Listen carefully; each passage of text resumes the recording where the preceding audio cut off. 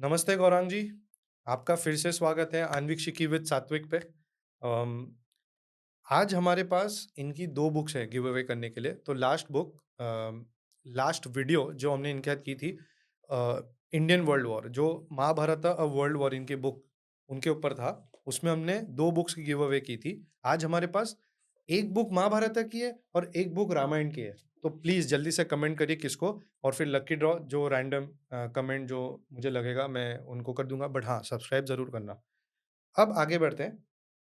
आज हम एक बहुत ही स्पेशल कैरेक्टर की बात करने वाले हैं, भीष्म पितामह। हम इनको एक बहुत ही रिस्पेक्टेड वे में देखते हैं, पर इनकी ओरिजिन्स ना बहुत ज़्यादा लोगों को पता नहीं है। जिन्होंने बहुत अच्छे से महाभारत पढ़ी है, उनको समझ में आता है कि भीष्म पितामह की भीष्म प्रतिज्ञा क्या थी, जहाँ से उनको नाम मिला। और जब मैंने पढ़ी थी बचपन में बुक जब मैं 10वीं 12वीं 10 साल या 12 साल का था एक्चुअली, तब मैंने ये समझा कि एक्चुअली महाभारत शुरू ही जो स्टोरी होती है, वो भीष्म जी से होती है। इसलिए मुझे आज ये पॉडकास्ट आपके साथ ये टॉपिक पे करना था। तो शुरू करते हैं। Sure. On to you Gaurang ji. Sure. Thank you Satvik ji, आपने बुलाया और मुझे भी आनंद होता है यहाँ पे आके बात करने का। तो भीष्म जी की शुरुआत वैसे है कि मतलब भीष्म प्रतिज्ञा तो सबने सुनी है, लेकिन प्रतिज्ञा के पहले की कहानी थोड़ी ऐसी है कि जो एक दैवी थे वसु नाम के 8 भाई थे। तो उनको मतलब ध्यान में आया सबसे बड़े जो वसु थे उनका नाम था द्यू। तो उनकी पत्नी को ध्यान में आया कि वशिष्ठ मुनि जो है वो हमेशा बहुत ही तरुण लगते हैं, यूथफुल लगते हैं और उनमें स्फूर्ति होती है। तो उनका राज़ उनको पता चलता है कि उनके पास नंदिनी नाम की गाय है। तो उनका दूध लेने से इसके लिए वो हमेशा यूथफुल और यंग लगते हैं। तो वो अपने पति को कहती है कि प्लीज़ वो गाय लेके आइए। तो द्यू जो है वसु, वो अपने बाकी के 7 भाइयों के सहयोग से वो वशिष्ठ मुनि की गाय ले लेते हैं। अच्छा, तो वो तो गलत है, मतलब किसी की भी चीज़ छीननी नहीं चाहिए और वो तो सेलेस्टियल काऊ है। तो वशिष्ठ मुनि अपने योगिक ध्यान से उनको पता चल जाता है और वो मतलब श्राप देते हैं कि आप आठों भाइयों को पृथ्वी पे जन्म लेना पड़ेगा। और वो माफ़ी माँगते हैं आठों भाई कि हमसे गलती हो गई। तो उसमें कहते हैं कि 7 भाई ने सहयोग दिया था, इसके लिए वो थोड़ा कम समय के लिए रहेंगे पृथ्वी पे, लेकिन जो सबसे बड़ा है जिसने मेन भूमिका निभाई थी, उसको थोड़ा ज़्यादा समय रहने पड़ेगा पृथ्वी पे और वो भी अकेले। मतलब अच्छा। तो वो जो भाग था वो बहुत ज़रूरी है कि वो भी अकेले, अकेले as in without a life partner, मतलब कोई। शादी किए बिना? हाँ, ओके। तो वैसे उनको मतलब बोला गया था। तो ये कहानी तो मतलब ये हो गई, तो इसके लिए वो वसु वहाँ से निकल जाते हैं। अभी वसु का बैकग्राउंड ये है कि जो 33 कोटि देवता है अपने हुँ। 33 प्रकार के, उसमें 12 आदित्य है, 11 रुद्र है और 8 वसु है और 2 अश्विनी कुमार है। तो ये 8 वसु और 33 कोटि देवता में है। तो वो भी मतलब दैवी जीव है जो पृथ्वी पे आने वाले हैं। ओके, मतलब कोई साधारण जीव पृथ्वी पे जन्म नहीं ले रहा है। ओके। तो अभी लेकिन उनको पृथ्वी पे जन्म लेना है तो कोई मनुष्य गर्भ से तो जन्म लेना ही पड़ेगा। तो उस समय वहाँ पे गंगा माता वहाँ पे उनको देख लेती है और गंगा माता जो आकाश गंगा है, जो सेलेस्टियल गंगा है, जो देवलोक में रहती है, वो मान जाती है कि मैं आपको सहयोग करूँगी और मैं आपकी माता बन के आपको जन्म देने का मतलब काम करूँगी। तो इसके लिए गंगा माँ उनकी माता बनती है और वो वहाँ पे उनको जन्म देती है। और वो शांतनु की स्टोरी हम सबको पता है कि शांतनु जो चंद्रवंशी राजा थे, हुँ, वो जब जो हस्तिनापुर के राजा थे, वो एक बार एक बहुत ही खूबसूरत कन्या को देख लेते हैं। ओके। तो वो पूछते हैं कि कौन हो आप? तो वो गंगा जी होती है, तो वो बोलते हैं कि मुझसे शादी करो। तो गंगा जी कहती है ठीक है, लेकिन आपने अगर कुछ भी मुझे प्रश्न किया, मेरे कोई भी कार्य में, तो मैं चली जाऊँगी। तो शांतनु जी हाँ बोलते हैं और वो दोनों का विवाह हो जाता है। तो उसके बाद जब पहला बच्चा होता है तो गंगा वो ये कहानी सबने लगभग सुनी है, तो गंगा वो नदी में वो बच्चे को जो नव जीवित है उसको गंगा में बहा देती है नदी में। तो शांतनु ने तो वचन दिया था कुछ कहेगा नहीं, तो अपने आप को बहुत शौक में धक्का पहुँचता है लेकिन कुछ बोलते नहीं है। तो वैसे एक के बाद एक 7 बच्चे वो बहा देती है। तो ओके, तो 8वें बच्चे के टाइम वो रोक देते हैं, गंगा को कि क्या आप निष्ठुर कैसे ये काम कर रही हो एक माँ होके, कि अपने ही बच्चों को तुम मार रही हो। तब वो 8वाँ जो बच्चा है वो उसका नाम होता है देवव्रत और वो कहानी बता देती है गंगा कि ये वसु थे और उनको मैं मदद कर रही हूँ। तो इसके लिए ओके। देवव्रत जो उनका पुत्र था वो आगे जाके भीष्म बनेगा। ओके, बट मुझे एक चीज़ समझ नहीं आ रही है कि इस चीज़ में भी ये बहुत गंगा माँ हमारी बहुत पवित्र माता है। हम वहाँ पे वो नदी में भी डुबकी लेते हैं कि हमारे पाप धुल जाए बिल्कुल। और वो इतना बुरा कर्म अपने सर पे क्यों ले रही है? ऐसा क्या हो गया? मतलब कुछ तो रीज़न होगा। इतनी हर चीज़ के पीछे हम देखते रीज़न होता है। कुछ तो कहानी होगी।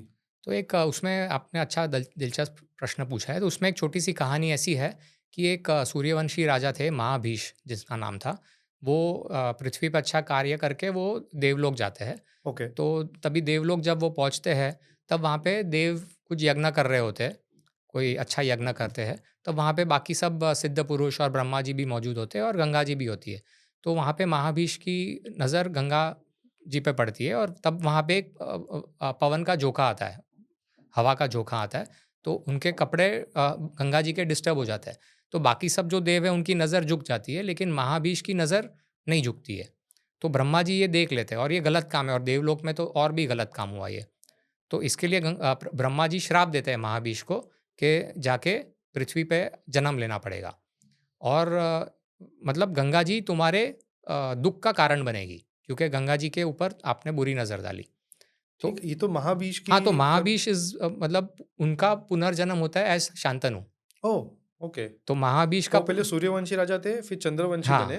पर इसमें महाबीज का जो बुरा कर्म था, उससे गंगा जी का क्यों तो गंगा जी के भी मन में कुछ थोड़ी-सी कामना जागती है, इसलिए उनको और उनको मतलब बोला ब्रह्मा जी ने बोला था ना कि आपने गंगा जी के प्रति ऐसा किया है, तो गंगा जी आपको दुःख पहुँचाएगी। तो इसीलिए वो पृथ्वी पे जन्म लेती है क्योंकि उनको भी थोड़ा अच्छे लगे थे महाभीष। तो इसके लिए वो जन्म लेती है, पृथ्वी पे आती है और शांतनु की पत्नी बनती है और वसु को भी मदद करती है। तो ओके। इसीलिए ये कहानी यहाँ पे जुड़ जाती है सब। अच्छा, तो बेसिकली यहाँ पे एक 2 बैक स्टोरीज़ हमने समझ ली। एक हुँ, गंगा जी की बैक स्टोरी समझ ली हाँ। और अब तो हमने जस्ट शुरू किए और भीष्म पिताजी जो थे, इनके जो पितामह जो थे, उनकी जो एक्चुअल नेम है, वो है देवव्रत। भीष्म का ओरिजिनल नाम देवव्रत है। हाँ, उनका ओरिजिनल नाम देवव्रत है। हाँ, अब आगे क्या होता है? तो इनकी लाइफ़ आगे बढ़ती कैसी है? तो गंगा जी अपने पुत्र को लेके जाती है वहाँ से, तो शांतनु जी निराश होके अपने राज्य में चले जाते हैं क्योंकि वो आठों बच्चों को तो खो चुके हैं और गंगा जी को भी खो चुके हैं, अपनी पत्नी को। क्योंकि उन्होंने कहा था ना, आपने कुछ भी कार्य में टोका तो मैं चली जाऊँगी। तो अच्छा, ये टोका उन्होंने तो वो चली गई। वो छोड़ अपने के चले पुत्र गए, को लेके गई। पर वो पुत्र को मारा नहीं।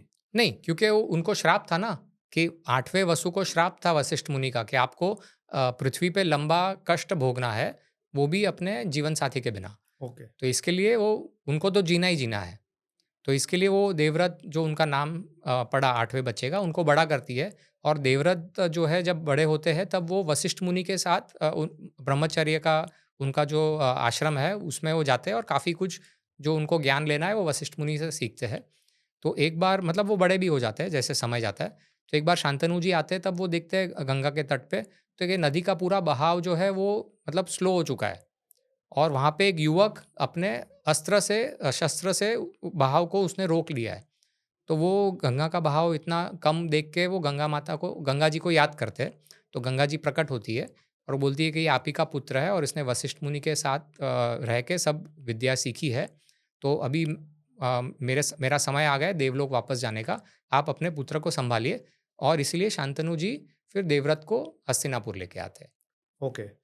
तो मुझे ये समझ में आ रहा है कि गंगा जी को देवव्रत को मारने का इंटेंशन पहले से ही था ही नहीं। नहीं, अच्छा, पर वो बिकॉज़ उनको लग रहा है कि ये मारने वाली है, तो उनको क्वेश्चन बैक कर देते हैं और वहाँ से वो अलग हो जाती है और वो उनको वशिष्ठ जी के आश्रम में पालते हैं और अब मिलन हो गया है। हाँ। ठीक है, अब इसके आगे क्या? तो अभी इसके आगे तो कहानी वो सत्यवती की हमको पता है कि शांतनु जी देवव्रत को युवराज बना देते हैं। युवराज मतलब जो राजा होता है उसके बाद राजा बनेगा उसको युवराज की पदवी मिलती है। ओके। तो क्योंकि वो एक ही उनके पुत्र है और सबसे बड़े हैं तो उनको हुँ, युवराज बना के वो एक बार शिकार करने जंगल में जाते हैं। हाँ जी। तो यमुना के तट पे उनको एक बहुत ही अच्छी सुगंध आती है। ओके, तो वो सुगंध की तरफ मोहित हो जाते हैं। तो वो सुगंध होती है सत्यावती नाम की एक कन्या का। तो वहाँ पे जाके वो मतलब प्रेम में पड़ते हैं सत्यावती से और उनको बोलते हैं विवाह करो। लेकिन वो मच्छी मार की बेटी होती है। तो बोलते हैं मेरे पिताजी से आप मेरा हाथ माँगिए। हुँ, हुँ। मतलब मुझे कोई दिक्कत नहीं है, लेकिन मेरे पिताजी का मतलब उनकी सहमति बहुत ज़रूरी है।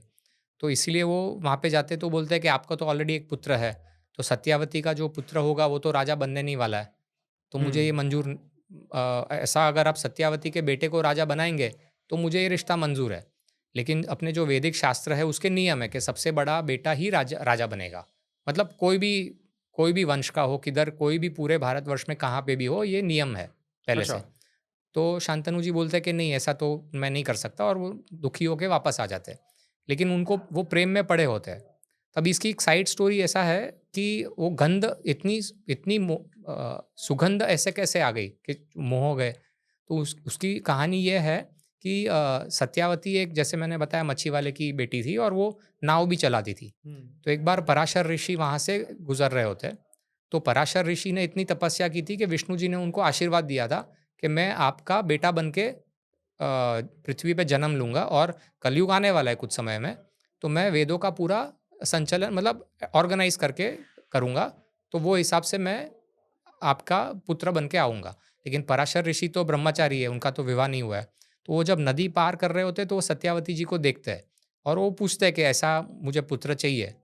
तो वो तो पहले तो वो विवाह नहीं हुआ है, तो वो मना कर देती है कि नहीं ऐसा नहीं हो सकता है। हाँ जी। तो पराशर ऋषि बोलते हैं कि मतलब मैं वरदान देता हूँ, ऐसे वरदान देते हैं कि मतलब you will still be a virgin, मतलब ऐसा, मतलब संभोग के बाद भी आपको, मतलब आप वर्जिन ही रहेगी, क्योंकि मेरा ये तपस्या का फल है। लेकिन ओके। आप पुत्र मुझे होना ज़रूरी है, क्योंकि समाज का भला होना चाहिए। हाँ जी। तो सत्यावती फिर भी मतलब बोलती है कि नहीं, लेकिन मेरे में से मच्छी की बदबू आ रही है। हाँ जी, तो हाँ। फिर वरदान देते हैं पराशर ऋषि के, मैं आशीर्वाद देता हूँ कि आपकी जो गंध है एक योजन तक जाए, योजन मतलब 9 किलोमीटर, ओके। तो उतनी फैलेगी और आप मतलब बहुत ही मतलब मोहित हो जाएंगे। सुगंध हो। सुगंध होगी, सॉरी, यस। क्योंकि मेरा पहला ख़्याल वही आया था कि आप तो ये उल्टा कह रहे हैं कि सुगंध से मोहित हो गए, जबकि यूजुअली मच्छी मार जो होते हैं, हम जाते हैं मच्छी मार्केट में तो हाँ, हमें स्मेल बेरेबल नहीं होती है, जो नहीं खाते उनके लिए तो नहीं है। डेफ़िनेटली। तो ये एक चीज़ जो थी मुझे थोड़ी-सी अलग लगी, तो ठीक है आपने उसकी स्टोरी बता ही दी मेरे क्वेश्चन पूछने से पहले। तो आपने अभी ये मुझे सुगंध और दुर्गंध की चीज़ तो क्लियर कर दी, पर आगे क्या होता है? ये पराशर हुँ। ऋषि की स्टोरी क्या है आगे? तो सत्यावती अभी भी शर्माती है, क्योंकि मतलब नाव में है, हुँ, तो वो एक द्वीप पे जाते हैं और वहाँ पे एक पराशर ऋषि अपने योगिक तपस्या के बल से एक मतलब बादल का पूरा एक मतलब छतरी टाइप बना देते हैं, तो मतलब दिखे नहीं।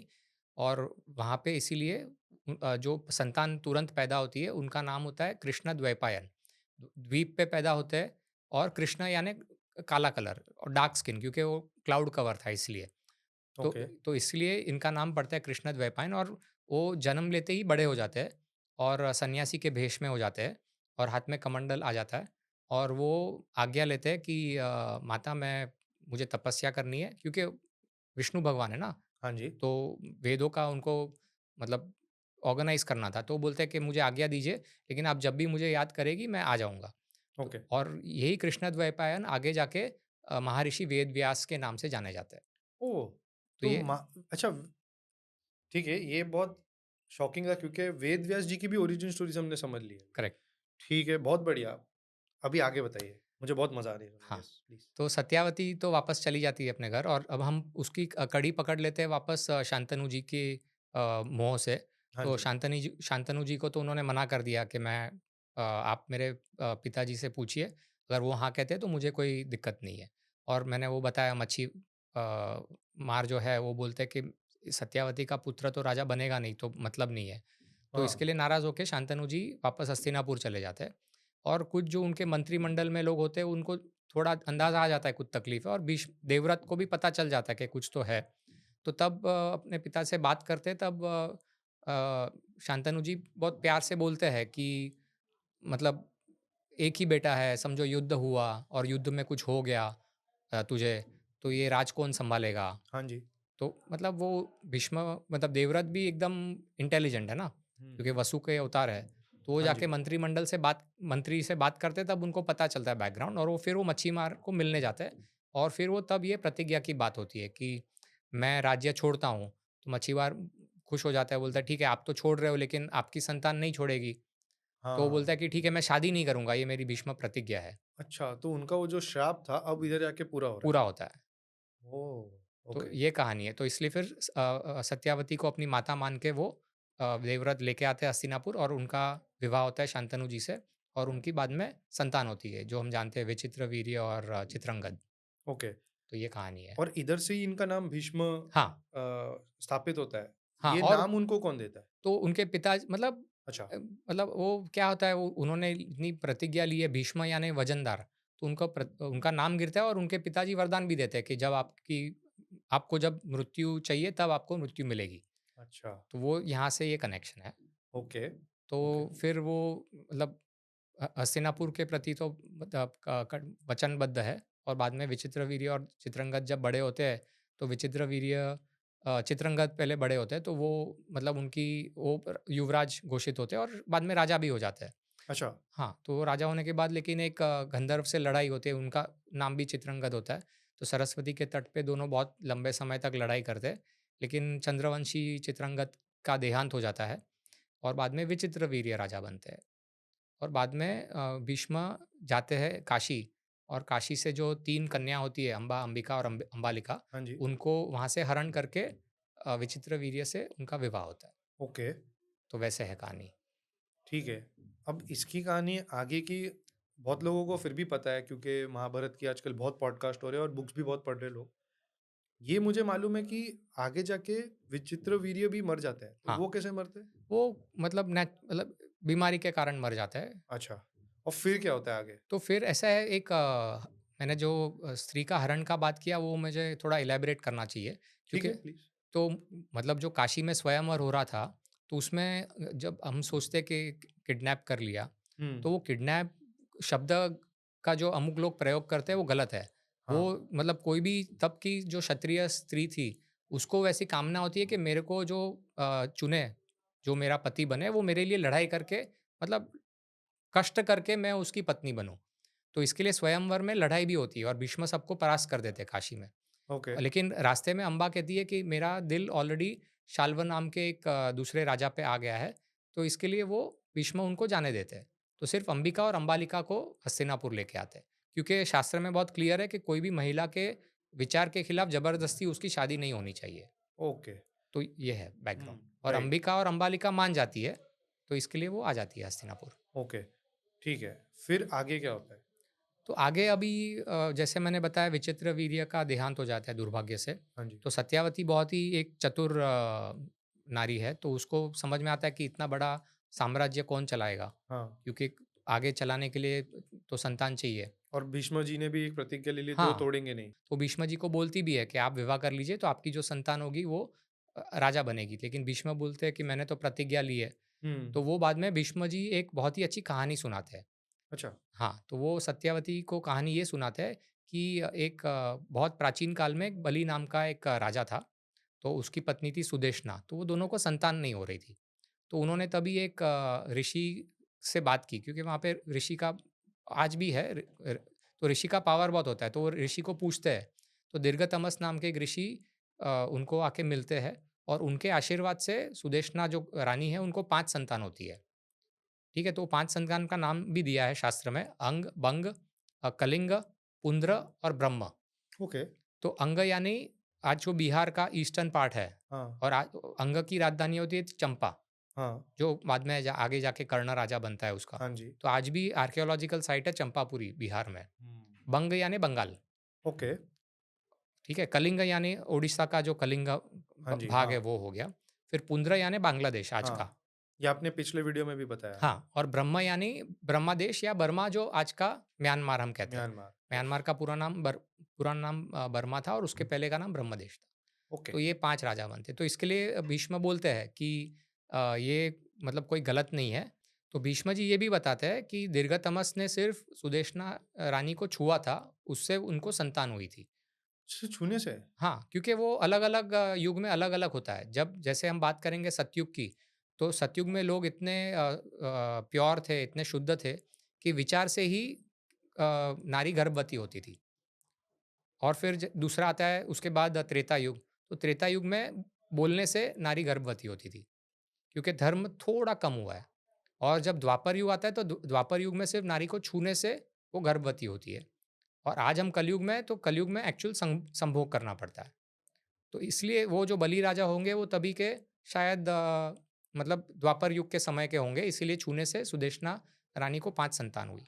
ओके। तो ये उदाहरण देते हैं तो सत्यावती मान जाती है, तो वो भी बाद में बोलती है कि मेरा भी एक संतान था, तो मैं उनको याद करती हूँ और कृष्णद्वैपायन को आज पदवी भी मिल चुकी है, उनको लोग महर्षि वेद व्यास से जानते हैं। हुँ। तो हम बोलते हैं ना कि महाभारत के बाद रचना की होगी हुँ, हुँ, व्यास हुँ। मुनि ने, तो हुँ। आदि पर्व में लिखा गया है कि अ, व्यास मुनि ने ऑलरेडी वेदों की रचना कर दी थी महाभारत युद्ध के पहले।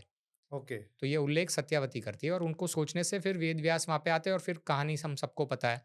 नियोग से अंबिका और अंबालिका धृतराष्ट्र और पांडु को जन्म देती है और बाद में और एक संतान चाहती है सत्यावती, तो पर वो द क्यों होता है? वो भी बहुत इंटरेस्टिंग है कि वो जो एक और पुत्र क्यों लाना पड़ता है? जब उनके 2 पुत्र हो जाते हैं, उसका भी क्योंकि एक रीज़न होता पहला है। पुत्र आँख से वंचित था, ब्लाइंड होने वाला था हाँ क्योंकि जी। उसने अंबिका ने आँख बंद कर दी थी। हाँ, और दूसरा पुत्र जो मतलब पांडु जो था उसकी जो त्वचा थी वो पेल थी। बहुत ज़्यादा ही हाँ, मतलब गोरी थी। हाँ, हाँ। क्योंकि अंबालिका ने तब मतलब वो व्यास मुनि थे ना, तो तपस्वी सन्यासी रूप में थे। तो इसके लिए वो खुद उसकी त्वचा का रंग उड़ गया था। तो इसके लिए उनको संतान भी वो टाइप की हुई।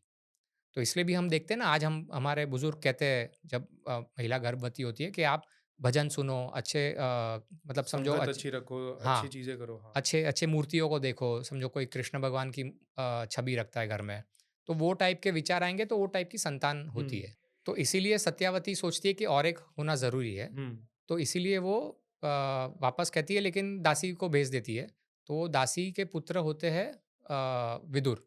अच्छा। और उसके पीछे भी एक कहानी है, मुझे पता नहीं आपको बताया कि नहीं कि दासी के पुत्र कैसे विदुर होते हैं। मुझे इतना पता है कि अम्बा और अम्बालिका जो है, उनको वापस नियोग नहा नहीं करना अंबिका था। और अंबालिका। अंबिका और अम्बालिका को जो वेद व्यास जी जो वो भीषण रूप में थे हाँ, क्योंकि वो तपस्वी। हाँ, वो अच्छे से मतलब बोलते हैं ना कि मतलब राजा टाइप नहीं थे। ओवरग्रोन हो गए थे हाँ, सब चीज़ क्योंकि वो एक जंगल में संन्यास और अपनी भीषण प्रतिज्ञा कर रहे थे।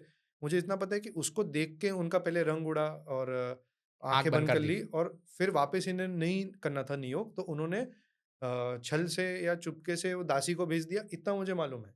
हाँ, उसके आगे का नहीं मालूम। तो हम कहते हैं ना विदुर यमराज का हाँ जी, अवतार है। हाँ, तो हाँ। उसके पीछे की कहानी ये है कि मांडव्य नाम के एक ऋषि हुआ करते थे बहुत प्राचीन काल में। तो वो तपस्या कर रहे थे।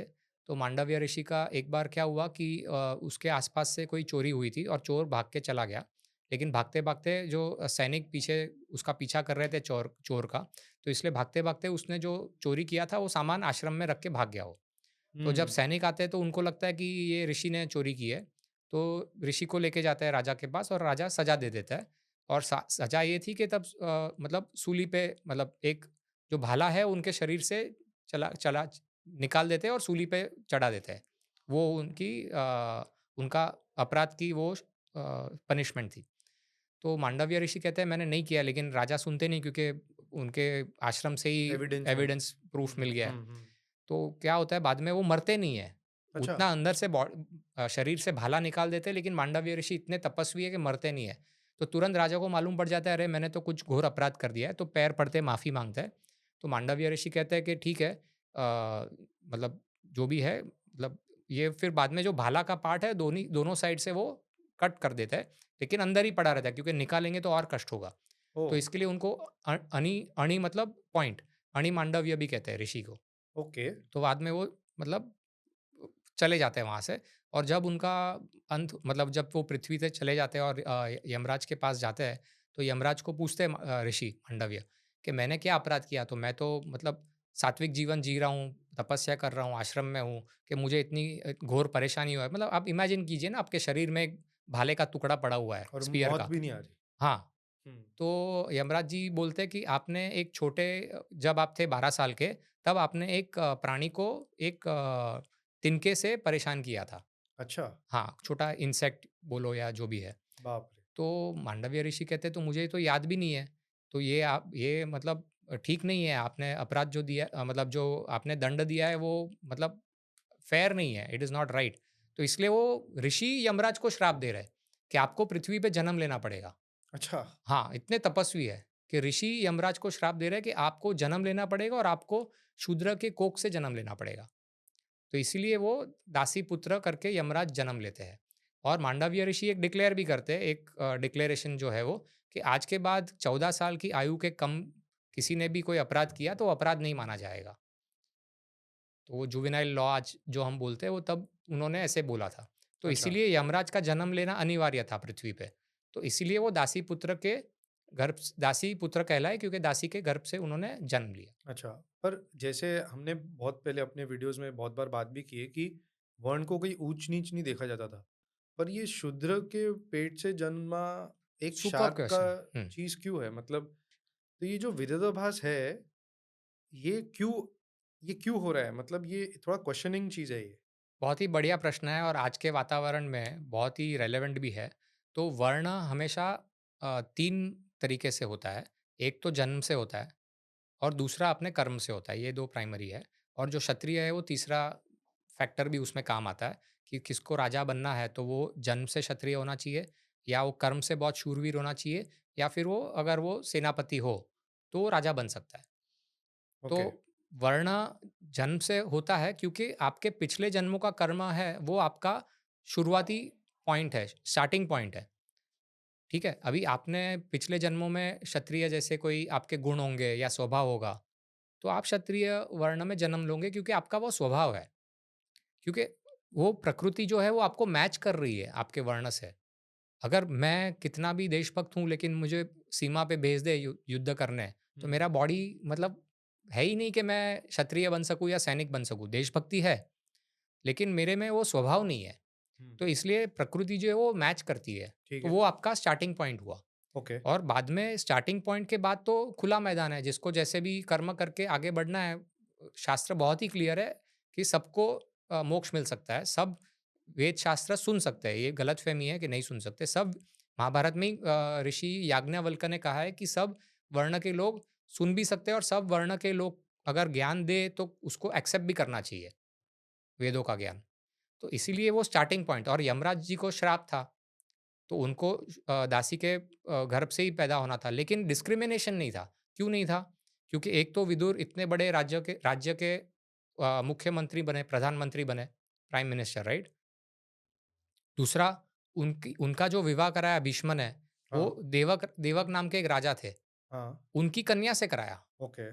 तो मतलब उन विदुर का विवाह भी एक क्षत्रिय राजा की लड़की से हुआ, देवक हुँ, नाम के। हुँ, हुँ। तो ऐसा कोई भेदभाव नहीं था। और धृतराष्ट्र कैसा भी हो, कैसे भी हो, वो सबसे पहले सुझाव के लिए किसके पास जाते थे? भीष्म, द्रोण या कृप को नहीं बुलाते थे, वो सबसे पहले विदुर को बुलाते थे। क्योंकि उनके छोटे भाई भी है और उन पे विश्वास था। हुँ। और वो धर्म का सच्चा प्रतीक रहे अंत तक। धर्मराज के ही अंश है। हाँ, हुँ, तो वो करेंगे ही। तो इसके लिए वर्ण का कोई भेदभाव नहीं है। और कृष्ण भगवान जब गए 5 गाँव माँगने हस्तिनापुर, इतने दूर से, हुँ, तो उन्होंने क्या बोला वहाँ पे कि हिंसा नहीं होनी चाहिए, लाखों लोग मरेंगे, ठीक है? लेकिन उन्होंने खाना किसके घर पे खाया? विदुर के घर पे। हुँ। जो तो द शूद्रपुत्र है। दासीपुत्र, हुँ, शूद्रपुत्र है। हुँ। उन्होंने तो ऐसा नहीं बोला मैं इनके घर नहीं खाऊँगा। और हाँ, ऐसा नहीं है कि दूसरों ने इनवाइट नहीं किया, हाँ। दुर्योधन ने इनवाइट भी किया। ओके। लेकिन उन आमंत्रण के सामने कृष्ण भगवान ने पहले कुछ कहा नहीं, लेकिन बहुत ज़ोर आया तब उन्होंने बोला कि दुर्योधन, तेरे ऐसे कोई कर्म नहीं है कि मुझे प्रोत्साहन मिले तेरे घर पे आके खाना खाऊँ। क्षत्रिय को ऐसा बोल दिया। हुँ। ना भीष्म के घर पे खाना खाया। द्रोण और कृप ने भी न्योता अच्छा, दिया। भीष्म जी के भी नहीं खाया? नहीं, हुँ, द्रोण और कृप ने भी न्योता दिया। हुँ। ब्राह्मण है ये तो, ब्राह्मण के घर खाना चाहिए ना। ओके, तो कृष्ण भगवान वहाँ पे भी नहीं गए। तो खाना उन्होंने विदुर के घर खाया और वहाँ पे रात को आराम भी किया और अगले दिन सभा में गए। ओके। तो इसलिए कई ऐसे उदाहरण हैं कि वर्ण सिर्फ़ एक व्यवस्था है, हम वर्ण व्यवस्था कहते हैं ना, हुँ, हुँ। वो सिर्फ़ आपका स्टार्टिंग पॉइंट है। बाकी तो everything is decided by your कर्म, आप कर्म क्या कर रहे हो? ओके, तो ये है। ठीक है। Very good answer. I think ये हमेशा एक डिबेट का पॉइंट रहेगा ही, कितना बिल्कुल। भी हम क्लीयरेंस कर दें इस चीज़ का। पर अब मैं आगे चलता हूँ। आगे मेरे हिसाब से बहुत लोगों को कहानी पता है कि धृतराष्ट्र अंधे थे, तो यो युवराज नहीं बनते, पांडु बनते हैं। पांडु के ऊपर एक शाप लग जाता है। फिर वो जो फिर कुंती जी के जो वरदान की वजह से हाँ, जो 5 बच्चे होते हैं, बिल्कुल। Etcetera, etcetera. Yes, yes, yes. अब थोड़ा फास्ट फॉरवर्ड करके आगे चलते हैं, क्योंकि हम भीष्म जी पे ज़्यादा ध्यान दे रहे हैं। बिल्कुल। मेरा ऐसा था कि हमने द्रोणाचार्य जी को देखा।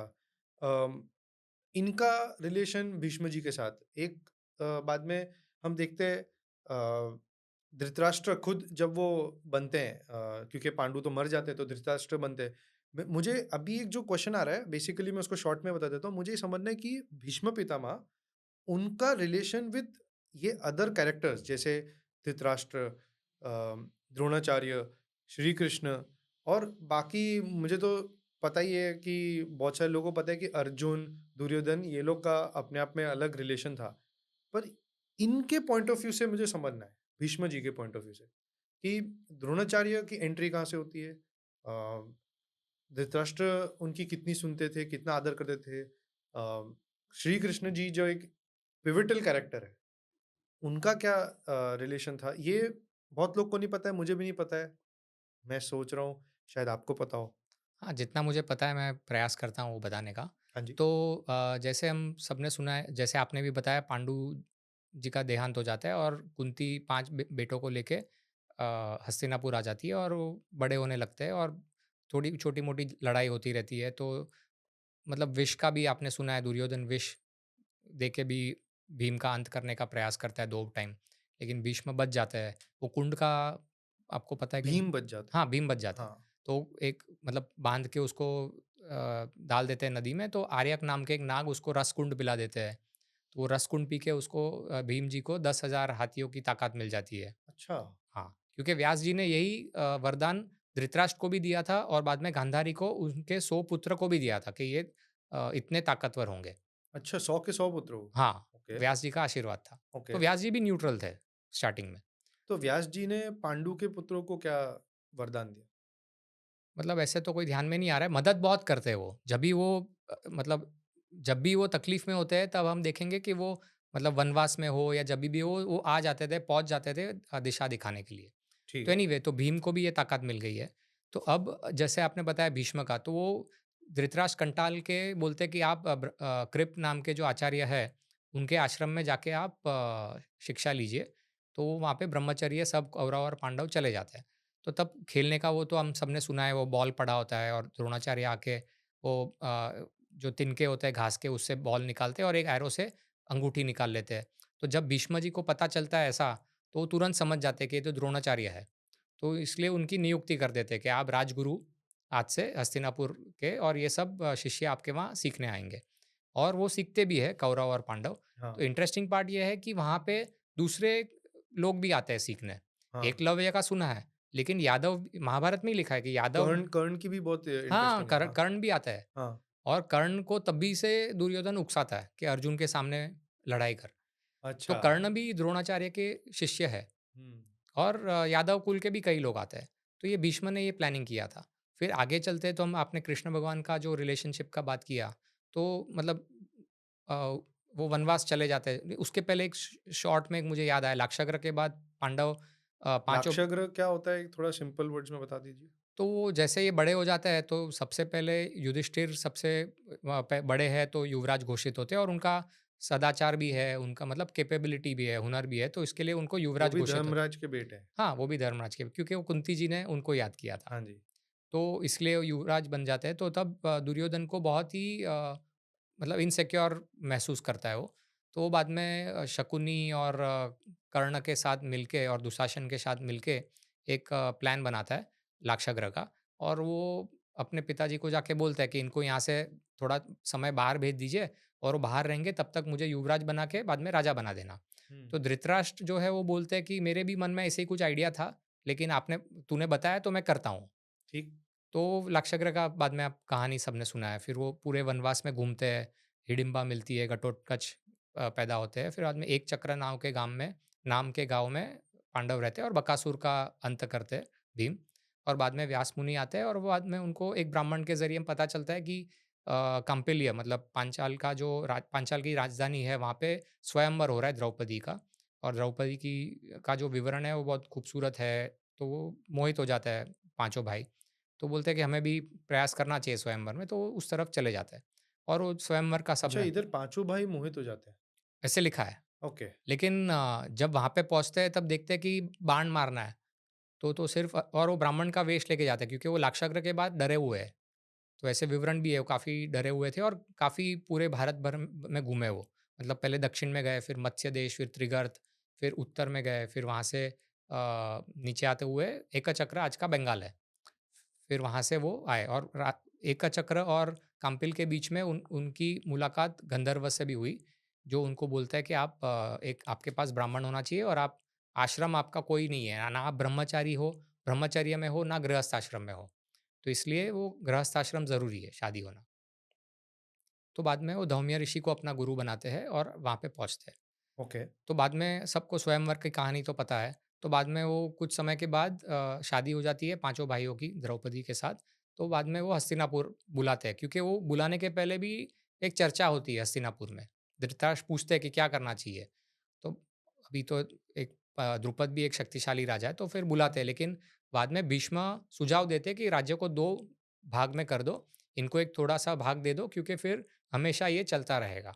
हुँ, हुँ। इसलिए भीष्म जी के सुझाव से इंद्रप्रस्थ मिलता है ओके, तो पांडवों को। इंद्रप्रस्थ एक बँटवारा होने के बाद मिलता हाँ, है। ओके। और फिर कहानी हम आगे चलाते हैं, फिर वो युधिष्ठिर राजसूय यज्ञ करते हैं पूरे विश्व के राजा बनने के लिए। वो मैंने किताब में उल्लेख किया है, कौन-कौन से राजा विश्व भर में बर्बर अफ्रीका के रामट, इज़राइल के लेके उत्तर में कज़ाकिस्तान, ईस्ट तुर्किस्तान से लेके सब पूरे जगह के राजा युधिष्ठिर के अधीन हो जाते हैं और राजसूय यज्ञ में आते हैं। और वो राजसूय यज्ञ में भीष्म की कहानी बताई गई, उनका क्या उसमें रोल क्या था। ओके। तो तैयारी जब हो रही है तब सब काम बाँट रहे भाई। हुँ। तो युधिष्ठिर तो यज्ञ में बैठेंगे, तो भीम रसोई सँभालते हैं।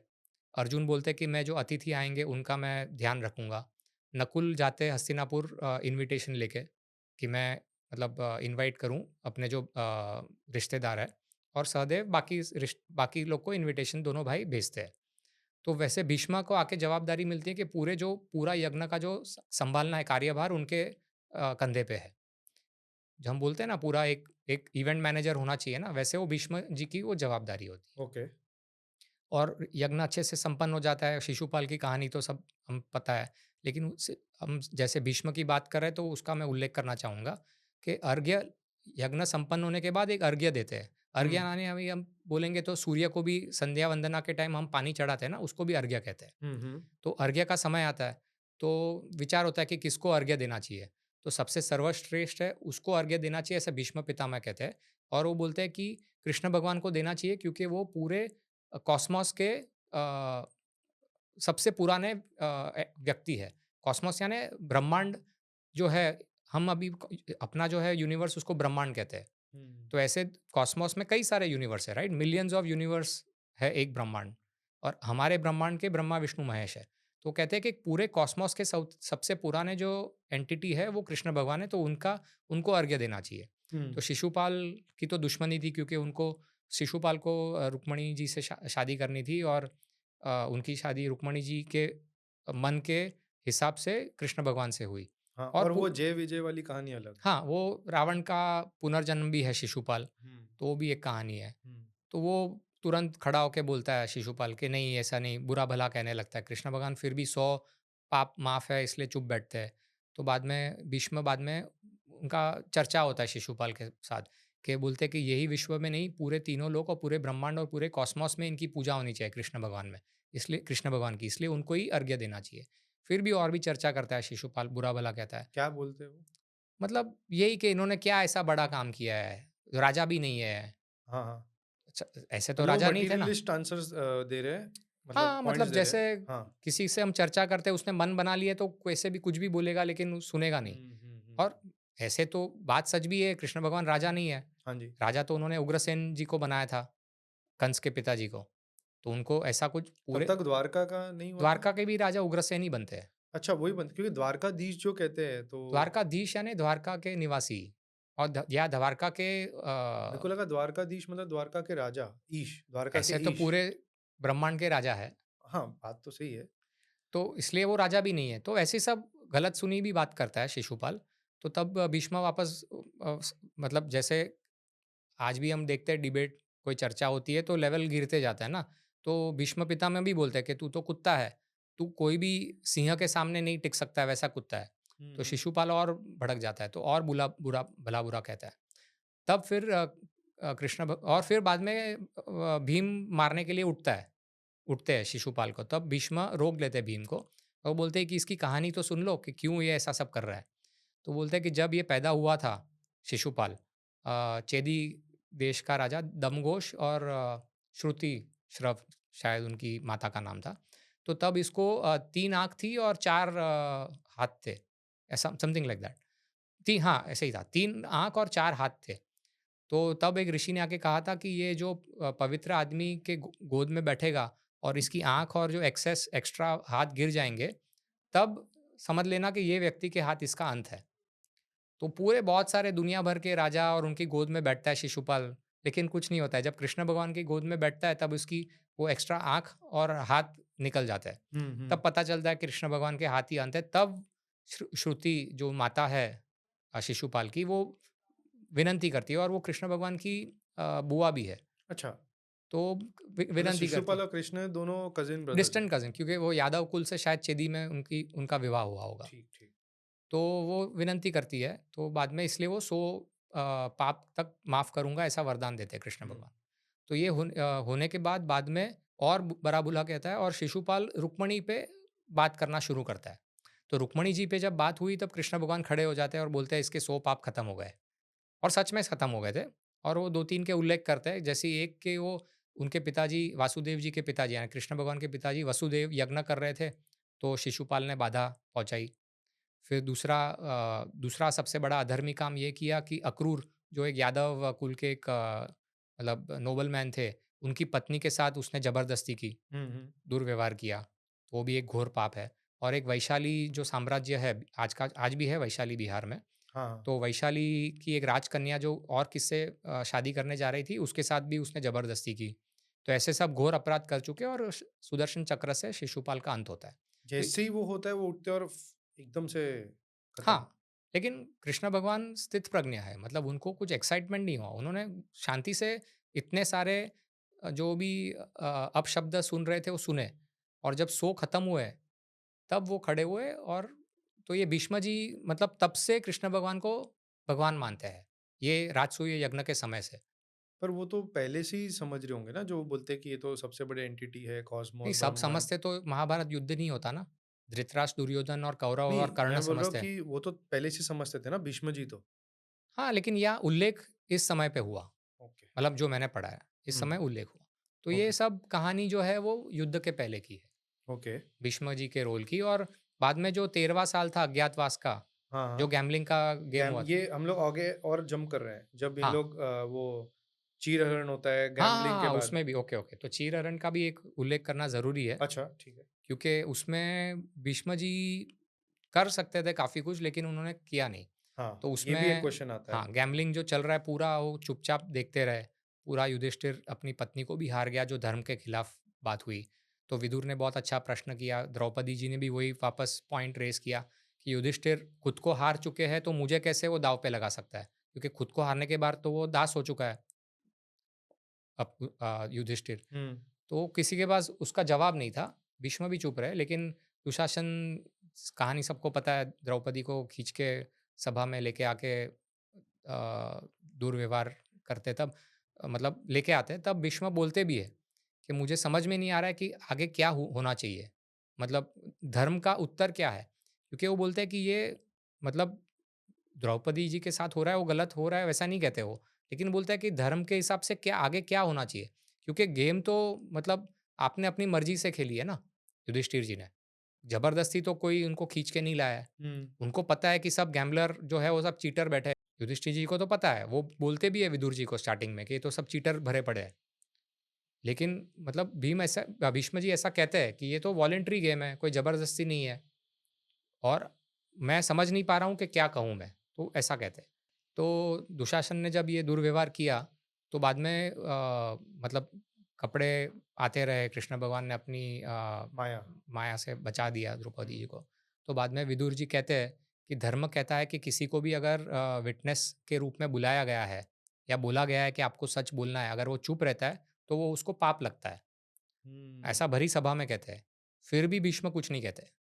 पर वो क्या कहते हैं, क्योंकि वो खुद कन्फ्यूज़ थे ना? हाँ, कन्फ्यूज़ थे, लेकिन मतलब एक महिला के साथ हो रहा है तो पितामह है ना, उनको हुँ। जब विदुर जी कह सकते हैं, दुर्योधन का सगा भाई विकर्ण उठ के बोल सकता है कि ये गलत हो रहा है, हाँ जी। तो वो तो बोलना ही चाहिए था भीष्म जी को। लेकिन जो भी कारण था वो कन्फ्यूज़ थे, नहीं बोल पाए। तो वो एक बहुत बड़ा पाप चढ़ गया इनके ऊपर। पाप कहो या जो भी कहो, मतलब उसका शायद एक इनडायरेक्ट उत्तर वो देते हैं युद्ध के समय। युद्ध के 10वें दिन, जब 10वें दिन भीष्म पितामह का अंत अंत मतलब वो हारते बाण, हैं। हाँ, हार हाँ। जाते हैं। तो हुँ। सुबह-सुबह दुर्योधन वापस उनको तंग करता है कि आप तो क्या कर रहे हैं? जीत नहीं रहे, ये वो। तो उनको वो बुरा कहते हैं। तो तब भीष्म कहते हैं कि मैं अपना सबसे अच्छा प्रयास कर रहा हूँ। तेरा मैंने खाना खाया है, इसके लिए मैं ये काम कर रहा हूँ। मतलब कितना गंदा शब्द का उपयोग किया है भीष्म जी ने, कि दुर्योधन तेरा मैंने खाना खाया है, इसके लिए मैं तेरा ये सब सुन रहा हूँ और ये इधर युद्ध भूमि में खड़ा हूँ।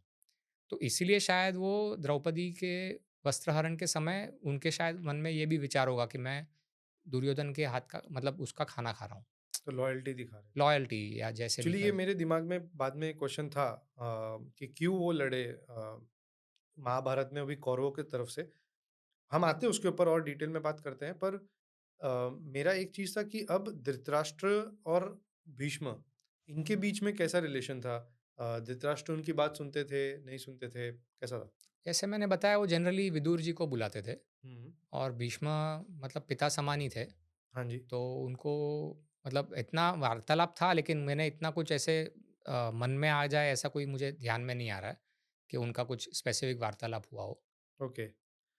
तो अब ठीक है, वापस चलते हैं जो हमने पहले ही बात की towards the buildup of the war युद्ध होने में है, पर उसके पहले भी कुछ सिचुएशंस ऐसी बनती थी कि अगर ये 5 गाँव दे दे या ये धृतराष्ट्र उनको रोक दे, जो भी है, कुछ होके रुक सकता था। इसमें भीष्म पितामह का रोल क्या था? कि अ, उनके कुछ आर्ग्यूमेंट्स थे क्या रोकने के लिए? कि हुँ। वो बस वापस चुपचाप खड़े नहीं, थे, नहीं, नहीं, देख रहे बिल्कुल थे? थे। और सॉरी, मुझे और एक चीज़ याद आई। हाँ जी, जब प्लीज़। पहली गेम हार जाते हैं युधिष्ठिर जी, और बाद में धृतराष्ट्र, जब पूरे माहौल बिगड़ जाता है क्योंकि भीम भी प्रतिज्ञा ले लेते हैं, तब वापस सब दे देते हैं ना, मतलब वरदान देते हैं धृतराष्ट्र कि ले लो, गेम नल एंड वॉइड हो गई। तो युधिष्ठिर को भी मुक्त कर देते हैं, चारों भाइयों को भी मुक्त कर देते हैं। वो वापस जा रहे होते हैं, तब दुर्योधन अपने पिताजी को वापस जाके बोलता है, इतनी मेहनत से हमने पूरा राज्य लिया था, आपने छोड़ दिया।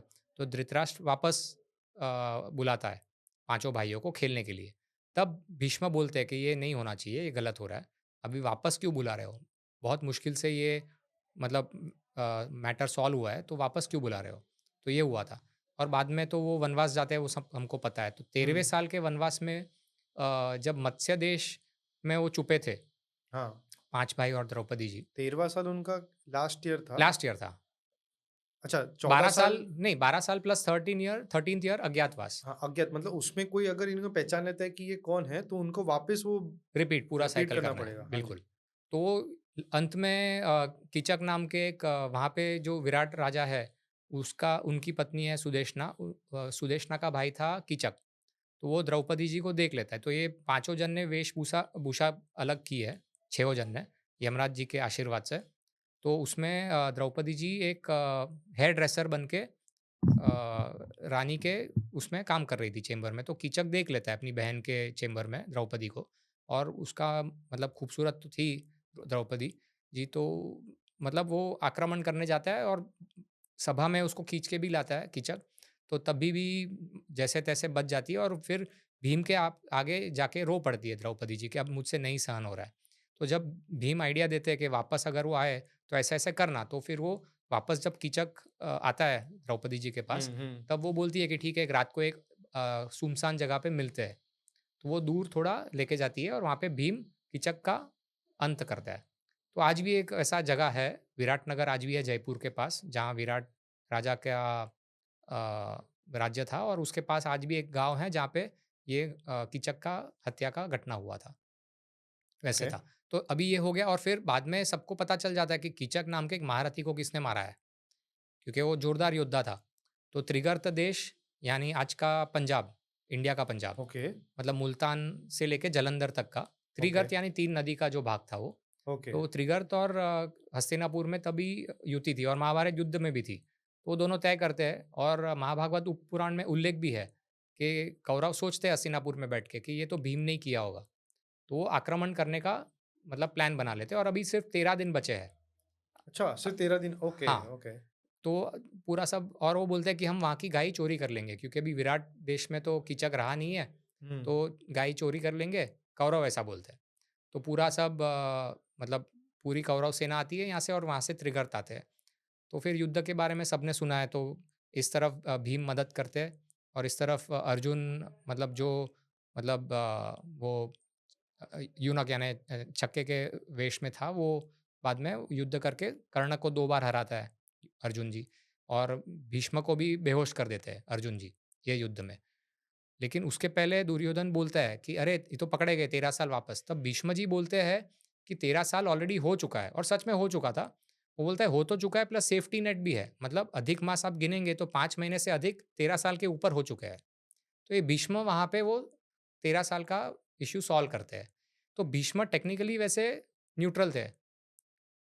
मतलब सॉफ्ट कॉर्नर था पांडव के प्रति लेकिन उनका वचन था ना कि मैं हस्तिनापुर के राज्य के पर प्रति अधिक मास तो अधिक मास होता है, उसको गिनना ही चाहिए, पर उन्होंने हाँ, टेक्निकैलिटी यूज़ कर ली। हाँ, लेकिन 13 साल वैसे भी हो चुके थे। तो वो कहते हैं, फिर वो ऐड करते हैं कि 13 साल ऐसे भी हो चुके हैं और उसके आगे 5 महीने और इन लोग अज्ञात में रह चुके हैं। क्योंकि अच्छा, 13 साल में 5 महीने और कुछ दिन अधिक मास भी हो चुके हैं।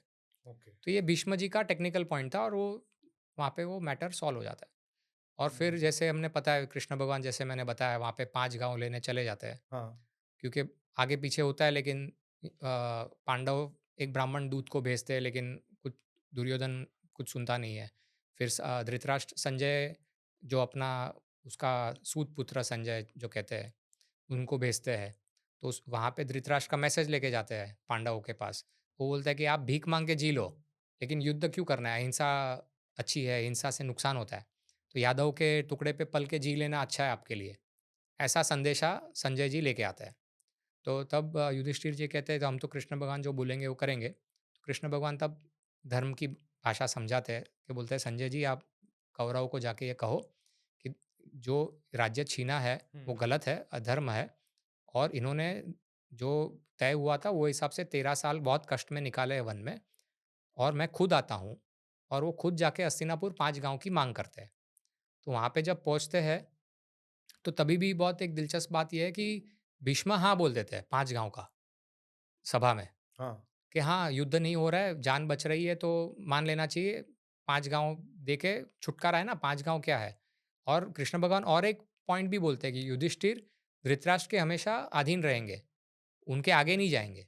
इनफैक्ट शकुनी भी ये मतलब इसको प्रमोट करते हैं कि हाँ, ये सही हो रहा है। शकुनी का मुझे पता नहीं है, अच्छा, लेकिन क्योंकि मैंने भीष्म का सुना है किस्सा, हो ठीक है। सकता है, लेकिन मेरे हाँ, ध्यान में नहीं है। तो हुँ, भीष्म जी का पता है मुझे पक्का, हुँ, हुँ, क्योंकि वो बोलते हैं कि हाँ, हाँ, मतलब लेकिन दुर्योधन तो ढीठ है, वो कली नाम के असुर का पुनर्जन्म है, तो अच्छा, युद्ध उसको करना ही है, तो वो ना बोलता है।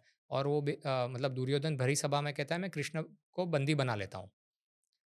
तो मतलब भगवान को हाँ, बंदी बनाने की इसमें बेवकूफ़ी के बाद कर्ण भी इनको चाबी घुमाता है, मैंने कुछ ऐसा सुना है, वो सभा में तो नहीं कहता है कुछ, अच्छा, लेकिन उसके पहले तो वो भी युद्ध मतलब कि एक मैंने सुना था कि दुर्योधन एक बार का 5 गाँव देने को रेडी हो जाता है, पर कृष्ण उसको शांत नहीं होने देता है उसपे। ये मैंने सुना है, अब ये आप तो इतने शास्त्र पढ़े हैं, तो आपको ज़्यादा पता है। मेरे ध्यान में नहीं है, शायद हुँ, होगा, मैंने तो नहीं हुँ, पढ़ा है, हुँ, बट हो हुँ। सकता है। फिर वो तो बंदी बनाना चाहते हैं कृष्ण हाँ, जी को। तो कृष्ण भगवान मुस्कुराते हैं और अपना विराट स्वरूप दिखाते हैं। लेकिन विराट स्वरूप ऐसा है कि वो दिव्य स्वरूप है ना, भगवान का स्वरूप है, हुँ, सब लोग नहीं देख पाते। तो जैसे भगवद गीता में 11वें अध्याय में अर्जुन जी को विराट स्वरूप दिखाते हैं, वैसे सभा में भी दिखाते हैं विराट स्वरूप अपना। तो वो भी लेकिन कुछ गिने-चुने लोग को ही दिखाते हाँ, हैं। परफेक्ट। तो वो गिने-चुने लोग में से एक भीष्म भी एक है। अच्छा, भीष्म भी एक है, हाँ, अच्छा। भीष्म भी एक है विदुर जी भी एक है, दासीपुत्र शूद्र को भी रूप दिखाते हैं हुँ, अपना। हुँ। और संजय जी को भी दिखाते हैं और वहाँ पे जो कुछ प्रमुख ऋषि जो थे, तपस्वी ऋषि, उनको भी और दिखाते हैं। दुर्योधन और कर्ण को तो दिखाना ही पड़ता है वो। नहीं, उनको कैसे दिखाएँगे ना, वो तो पापी है, उसको भगवान का दर्शन कैसे तो दिखाएँगे? वो वो विराट रूप क्यों दिखा रहे हैं? उनको मतलब दिखाने के लिए दिखाने मैं के ये लिए हूँ, राइट? हाँ, तो किसको बंदी बनाने की बात कर रहा है? तो उनको ही नहीं दिखा रहे, तो वो कैसे मैसेज मालूम जाएगा तो वहाँ पड़े पे? ना क्योंकि इतना प्रकाश हो रहा है।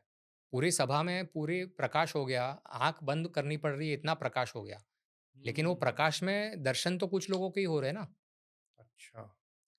तो और इस संजय जी को तो एक दिव्य दृष्टि का वो बाद आशीर्वाद में व्यास जी देते हैं, तब नहीं दूरदर्शन। होता है? अब नहीं, अब उनको सिर्फ़ दर्शन होते हैं कृष्ण भगवान ओह! के। ओके। वो मुझे भी नहीं समझ में आया कृष्ण भगवान क्यों संजय संजय जी को। का अगर थोड़ा-सा ओरिजिन्स दे सके तो आप। मैंने तो सिर्फ़ उतना ही सुना है कि धृतराष्ट्र के करीबी थे, उनके सारथी थे अच्छा। और सूत के जैसे हम जानते हैं वैसे थे, लेकिन उनको भी बाद में व्यास जी दूरश्रवण दर्शन का आशीर्वाद देते हैं, उतना मुझे पता है। ज़्यादा तो मुझे उनके बारे में पता नहीं है। ओके, ठीक है। तो बाद में निकल जाते हैं, तो बाद में युद्ध का जैसे है तैयारी शुरू हो जाती है। इसमें एक इंटरेस्टिंग जो युद्ध के स्टार्ट में होता है, वो मैंने एक प्रसंग बहुत सुना है, मैंने पढ़ा नहीं ऑब्वियसली आप बता सकते हैं। भीष्म और कर्ण इनके बीच में बहुत आर्ग्यूमेंट्स होता है। इनफैक्ट ये लेवल तक बात आ जाती है कि कर्ण शायद नाराज़ ये लेवल पे हो जाते हैं कि जब तक ये रणभूमि पे है तब तक मैं कदम नहीं रखूँगा। बिल्कुल।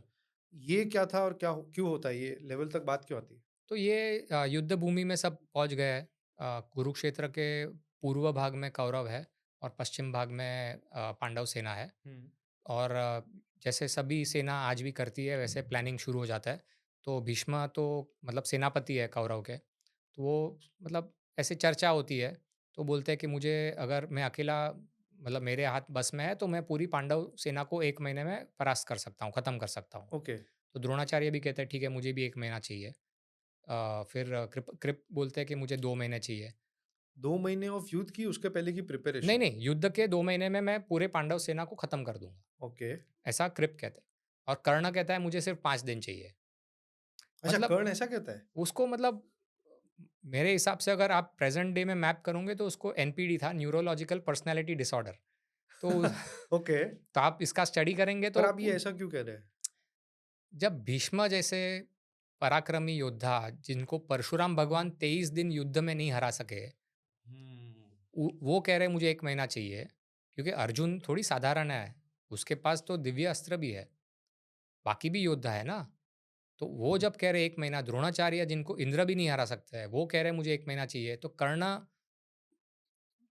टपोरी भाषा में कहें तो किस खेत की मूली है कि मुझे 5 दिन में मैं खत्म कर दूँगा। हुँ, हुँ।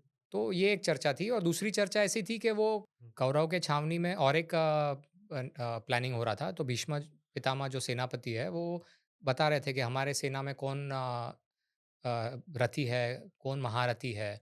तो वैसे सबका नाम दे रहे थे, पांडव सेना में कौन रथी है, हाँ कौन जी। महारथी है। हाँ जी। तो उनको कर्ण का स्वभाव पता है कि वो अपने आप को बहुत मतलब बढ़ा-चढ़ा के बोलता है।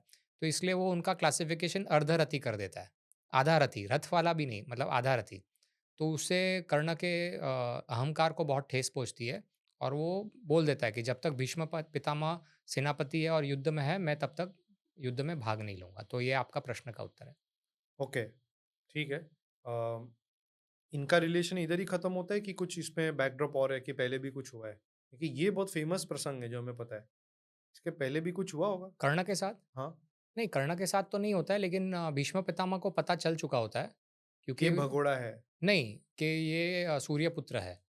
क्योंकि वो अच्छा! जब बाण की सैया पे लेटे होते हैं तो 10वें दिन तो सब जब चले जाते हैं पांडव और कौरव अपने-अपने कैंप में, तब कर्ण आता है, क्योंकि अब तक तो वो युद्ध में नहीं था। तो कर्ण भी अपने मतलब आदर तो देना ही है, पितामह है। तो कर्ण आता है तो भीष्म पितामह बोलते हैं कि मुझे पता है कि आप सूर्यपुत्र हो, मुझे नारद जी और व्यास जी ने पहले ही बता दिया था।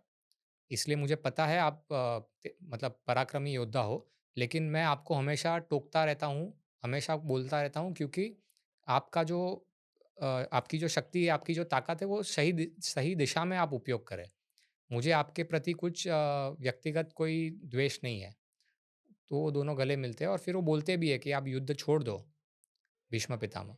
तो कर्ण बोलता है कि नहीं, दुर्योधन मेरे पे बहुत ही निर्भर है और मैं मेरे पर्सनल स्वार्थ के लिए मैं नहीं कर सकता हूँ, क्योंकि अगर वो युधिष्ठिर को पता चलता है कि ये सबसे बड़े भाई कर्ण है उनके, तो वो राज्य छोड़ देंगे और राज्य छोड़ देंगे मतलब कर्ण को राजा बनना है। तो कर्ण ने पहले ही कृष्ण भगवान को भी यही कह दिया था कि आप बिल्कुल मत कहना पांडवों को, क्योंकि अगर राज्य छोड़ेंगे युधिष्ठिर मेरे लिए, तो मैं तो दुर्योधन को ही देने वाला हूँ राज्य। तो इसके लिए जो विधि ने लिखा है युद्ध होना, वो होने दीजिए। ये और विराट स्वरूप का जो मैंने बताया प्रसंग, उसके बाद कृष्ण भगवान कर्ण को अलग से मिलते हैं, उसका अच्छा प्रसंग है। ये वैसा है क्योंकि एक जो मैंने सुना है रीज़न कि उनको अर्जुन को कैसे भी करके हराना था, ये उनका वो था।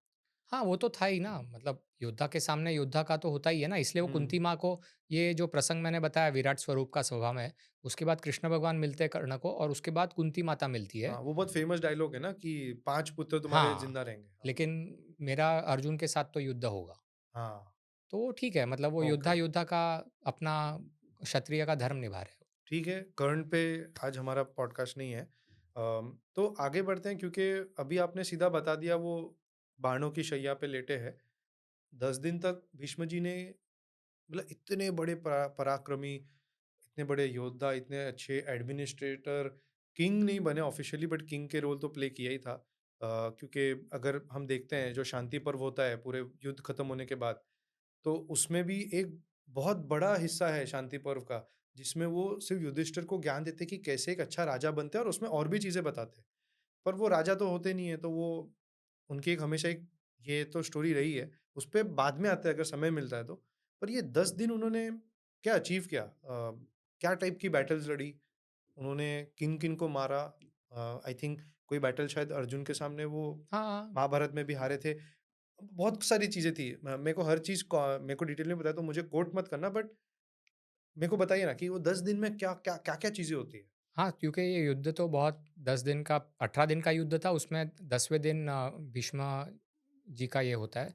तो पहले दिन जब युद्ध की शुरुआत होती है, तब हम भगवद गीता का तो हम सबने पता है, हाँ जी। कृष्ण भगवान और अर्जुन संवाद। बाद में जो उसके बाद जब जो होता है घटना, वो ये है कि युधिष्ठिर जाते हैं, मतलब दोनों साम-सामने खड़ी है सेना। जो युधिष्ठिर अपने शस्त्र निकाल के कौरव के तरफ चले जाते हैं। और हुँ, सब हुँ। लोग हैरान हो जाते हैं, पांडव साइड भी और कौरव साइड भी, कि ये युधिष्ठिर कर क्या रहा है? हुँ, हुँ, तो हुँ। कुछ लोग कौरव साइड बोलते भी है कि ये तो मतलब अपने शस्त्र डाल के छोड़ रहे हैं युद्ध। लेकिन वो सबसे पहले जाके युधिष्ठिर भीष्म के पैर पड़ते हैं अच्छा। कि मुझे आशीर्वाद दीजिए। तो भीष्म बोलते हैं कि अगर आप आशीर्वाद लेने नहीं आते, तो मैं मतलब तुम्हें श्राप देने वाला था। अच्छा! हाँ, तो वो आशीर्वाद देते हैं, लेकिन वो बोलते हैं कि मैं अपनी भीष्म कहते हैं कि मैं अपनी पराजय अभी तक देख नहीं सक रहा हूँ और मुझे कोई हराने वाला मुझे आज भी दिख नहीं रहा है। ओके। तो फिर युधिष्ठिर आगे जाते हैं, द्रोणाचार्य जी के भी पैर पड़ते हैं। वो भी कहते हैं कि अगर आप नहीं आए होते तो मैं भी आपको श्राप देता। फिर वो कृपाचार्य के भी पैर पड़ते हैं और शल्य जो नकुल सहदेव और उनके भी मामा थे, मद्र देश के राजा, हुँ, वो हुँ। भी उनके मामा हैं, तो उनके भी पैर पड़ते हैं। और युधिष्ठिर बाद में अनाउंस करते हैं कि किसी को भी हमारे तरफ से लड़ना है तो मैं आमंत्रण देता हूँ। और युयुत्सु जो 100 कौरव के स्टेप ब्रदर थे, मतलब हुँ, धृतराष्ट्र और वैश्य के बेटे थे, वो हुँ। पांडव के साइड आ जाते हैं। तो ये युद्ध की शुरुआत होती है। हाँ। तो पहले दिन तो भीष्म भारी रहते हैं पांडवों पे। और जब शाम को उन लोग वापस पांडव अपने टेंट में आते हैं, तब युधिष्ठिर बोलते भी है अर्जुन को कि मतलब आप मतलब वो जोश नहीं दिख रहा था। तो कृष्ण भगवान सांत्वना देते हैं। फिर दूसरे दिन भी चलता है एक दूसरे का लड़ाई, मतलब लेकिन मतलब इतना कुछ भीषण युद्ध नहीं चल रहा है। फिर तीसरे दिन क्या होता है कि दुर्योधन भीष्म पितामह का अपमान करता है कि मतलब क्या कर रहे हो आप? हाल्फ हार्टेड हो रहा है। हाँ, हाँ। ऐसे हाफ़ हार्टेड नहीं थे, क्योंकि वो तो अपना पूरा प्रयास कर ही रहे थे। हुँ। अर्जुन हाफ़ हार्टेड था। हाँ, ओके। तो भीष्म पितामह को थोड़ा दुःख होता है, लेकिन युद्ध होता है फिर आगे वो दिन में। तो उस दिन भी अर्जुन पूरा अपनी जान नहीं लगा रहे थे, ऐसा कृष्ण भगवान को लगता है और होगा भी। तो इसके लिए फिर कृष्ण भगवान रथ से उतर जाते हैं और अपने सुदर्शन चक्र से भीष्म का अंत करने चले जाते हैं। तो भीष्म पितामह मतलब बोलते हैं कि मेरा सौभाग्य होगा कि आपके हाथ मेरी मृत्यु हो। तो ओके। कृष्ण भगवान को बोलते हैं। तो कृष्ण भगवान बोलते हैं कि आपने अपना जो फ़र्ज़ है वो निभाया नहीं है ठीक से। क्योंकि आपको बोलना चाहिए था, आपको कई समय पे कई चीज़ों को रोकना चाहिए था। ऐसा कृष्ण भगवान तीसरे दिन बोलते हैं युद्ध के। तो भीष्म पितामह कहते हैं कि मेरे शब्द का कोई असर ही नहीं पड़ रहा था दुर्योधन पे। प्रयास तो मैंने भी किया। तो फिर अर्जुन, फिर तो स्टोरी पता है, अर्जुन पैर पड़ते हैं कृष्ण भगवान के, आप अपना वचन मत तोड़िए, रणछोड़ वो हाँ, हाँ। और फिर वापस चले आते हैं। तो ऐसे चलते रहता है 4, 5, 6 दिन युद्ध आगे-पीछे चलता है। और फिर बीच में एक समझो ना अंत 8वें दिन का भी युद्ध समाप्त हो जाता है। तो उस दिन भीम बहुत सारे कौरव भाइयों को मार डालता है।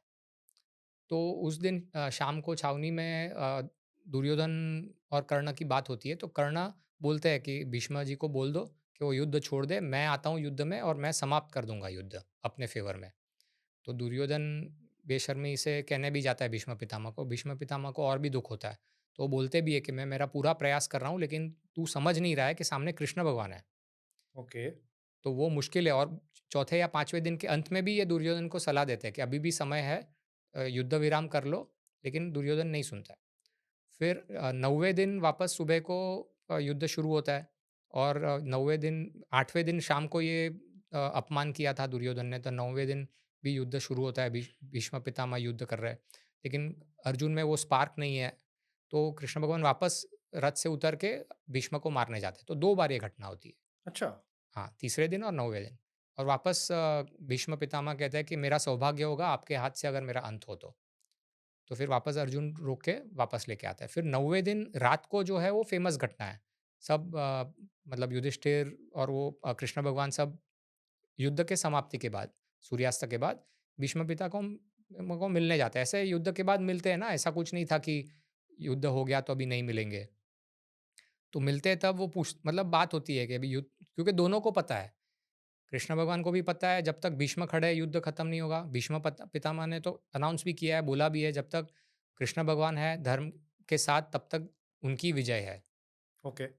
तो फिर भीष्म फिर वो फेमस स्टोरी सुनाते हैं शिखंडी की, कि जैसे मैंने स्टार्टिंग में बताया, उन्होंने काशी की जो 3 कन्या थी अंबा, अंबिका और अंबालिका का हरण किया था अपने युवराजों के लिए। और बीच में अंबा कहती है कि मेरा दिल शाल्वा पे आया है तो मुझे छोड़ दीजिए, और ज़बरदस्ती नहीं करना चाहिए, इसलिए अंबा को छोड़ देते हैं। हुँ। कि ठीक है आप शाल्वा के पास जाओ। तो राजा शाल्वा दुर्भाग्य से ना बोल देता है कि नहीं अभी मैं स्वीकार नहीं करता हूँ। अच्छा। तो फिर अंबा चली जाती है वन में, क्योंकि उसको ऐसा शर्म आती है कि मैं काशी कैसे जाऊँ अपने पिता के घर। तो वो आश्रम चली जाती है वन में, और वहाँ पे जो साधु है उनको पूछती है ऐसे ऐसे हुआ। तो साधु सुझाव देते हैं कि आप परशुराम जी की पूजा तपस्या कीजिए, उनको पूजा कीजिए। तो परशुराम जी के पास जाती है वो और भक्ति करती है। तो परशुराम जी बोलते हैं कि ठीक है, मैं मेरे शिष्य जो भीष्म है उससे बात करता हूँ। तो भीष्म बोलते हैं परशुराम भगवान की शादी कर लो, तो वो बोलते हैं कि मैं नहीं कर सकता हूँ, मैं तो ब्रह्मचारी हूँ। तो दोनों में युद्ध होता है। तो 23 दिन तक युद्ध चलता है। तो भीष्म इतने पराक्रमी योद्धा है कि परशुराम भगवान भी उनको परास्त नहीं कर सक रहा है। और 23 दिन के बाद आकाश मार्ग से नारद जी और भीष्म के पितृ आते हैं कि अभी परशुराम जी के पितृ आते हैं कि अभी रोक दो युद्ध। क्योंकि दोनों स्टेलमेट है ना, दोनों जीत नहीं रहे। तो इसके लिए फिर अम्बा का ये हाल होता है। फिर अम्बा को सुझाव आता है कि शिव जी की पूजा करो। तो वो शिव जी की हुँ। बहुत तपस्या करती है, तो शिव जी प्रकट होते हैं और बोलते हैं अगले जन्म में भीष्म का अंत तेरे हाथ होगा। लेकिन वो दूसरे जन्म में वो वापस महिला के उसमें स्वरूप में जन्म लेती है द्रुपद के घर पे एज शिखंडी। लेकिन वो जाति स्मर है, जाति स्मर मतलब जाति यानी जन्म। तो उसको पिछले जन्मों का पता है कि मेरे को ओह! मेरा इस जन्म का उद्देश्य है भीष्म का अंत करना। तो वो द्रुपद इसलिए उसको एज़ अ बेटा बड़ा करते हैं। तो अच्छा। शिखंडी को, हाँ, और शिखंडी की शादी भी करवाते हैं एक महिला से। ओह द वाव! दशरना राज्य है आज का, शायद मध्य प्रदेश का, उत्तर मध्य प्रदेश में एक एरिया है छेदी के पास, वहाँ का होगा शायद। ओके। तो दशरना की राजकन्या से शादी भी करवाते हैं शिखंडी की, जो महिला है। हाँ। तो ऑब्वियसली पता तो चलना ही है कि ये तो महिला है। हुँ। तो वो अपनी सखी को बताती है राजकन्या, और वो संदेशा पहुंच जाता है उसके पिता के पास। तो वो क्रोधित हो जाता है और वो सेना लेके आते हैं द्रुपद पे आक्रमण करने। तो जब शिखंडी को पता चलता है कि मेरे कारण इतना विनाश होने वाला है, तो वो चली जाती है वन में, और वन में जाके तब वहाँ पे उसको एक यक्ष मिल जाता है। तो वो स्तून स्तून नाम का यक्ष। हुँ, हुँ। तो वो पूछता है कि क्यों रो रही हो, क्या हुआ? तो बोल रहा है ऐसा ऐसा हुआ। तो स्तून बोलता है कि ठीक है, जो एक्स एक्स सेक्स एक्सचेंज कर लेते हैं, कि तू मेल बन जा और मैं तेरा फीमेल सेक्स ले लेता हूँ, और तू वापस चले जाओ आप द्रुपद के पास, और आप अपनी पत्नी के साथ रहो वैसे। ये तो मतलब ट्रांसजेंडर वाला चीज़ हो गई। एक्सचेंज हुआ, नॉट हुँ। ट्रांसजेंडर, बिकॉज़ हाँ, वो तभी हाँ ताकत मतलब थी, ट्रांसफ़ॉर्म किया उन्होंने। ट्रांसफ़ॉर्म हाँ, किया। तो उसको ट्रांसजेंडर कहा। ट्रांसजेंडर इज़ जस्ट, हाँ, मतलब वो इंटरसेक्स होता हाँ, है। व्हाटएवर हाँ व्हाटएवर जी, द हाँ। मॉडर्न, सो कॉल्ड मॉडर्न नहीं, हाँ, सो वही वेस्टर्न मॉडर्न टर्म। हाँ, टर्मिनोलॉजी यार।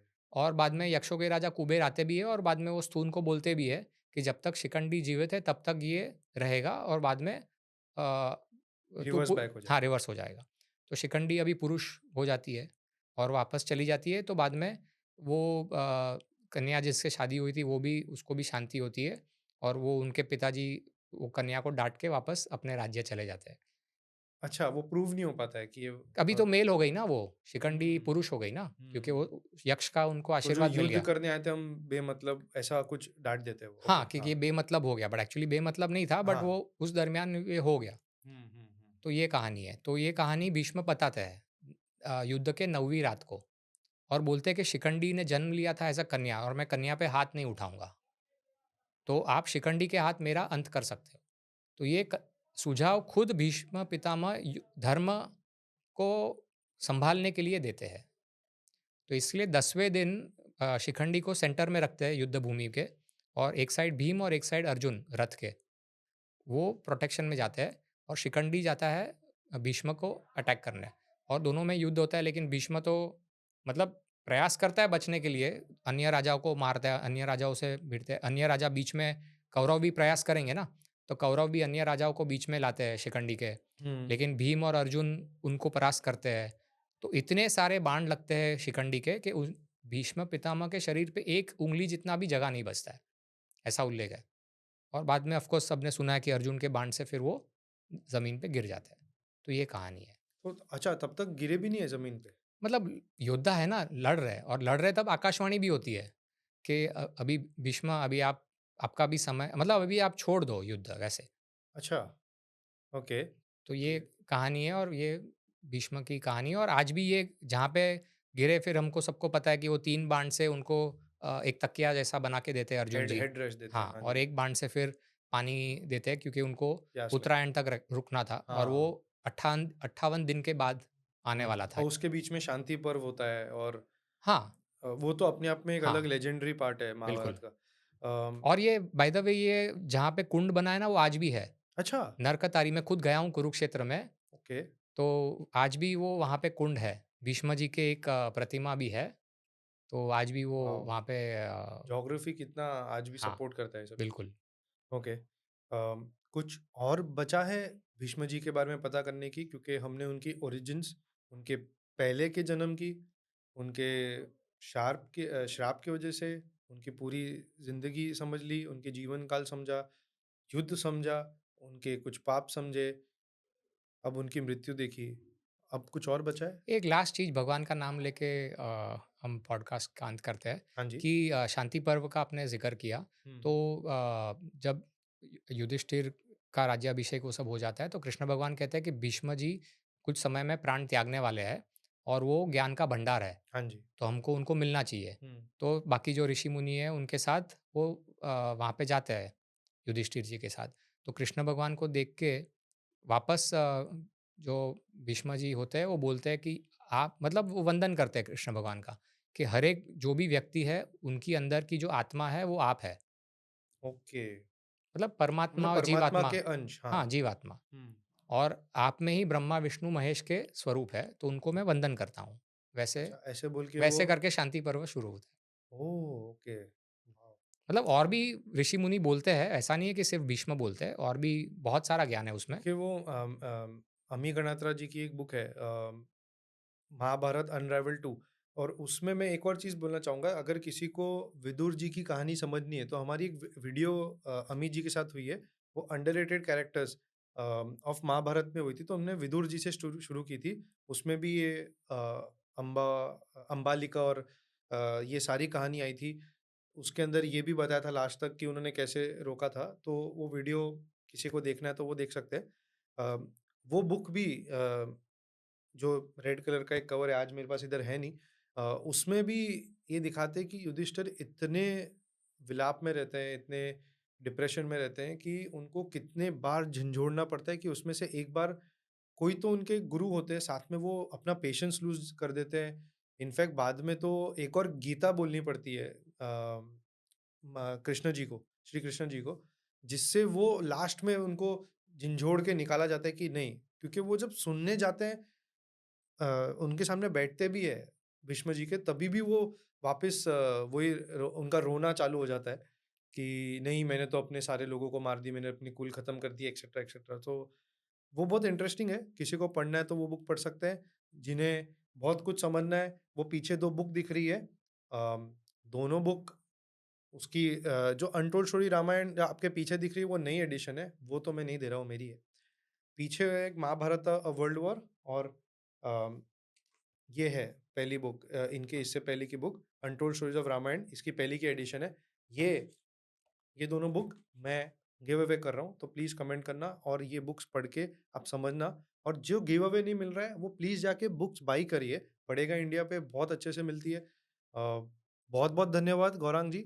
धन्यवाद। मुझे आपके साथ हमेशा मज़ा आता है बात करने के लिए, और हमेशा कुछ ऐसी बातें समझ में आती है जो ऐसे लगता है कि ये तो स्टोरी सुनी है, इसमें क्या नया मिलेगा, पर आप हमेशा सरप्राइज़ करके कुछ तो चीज़ बता ही देते हैं हमें।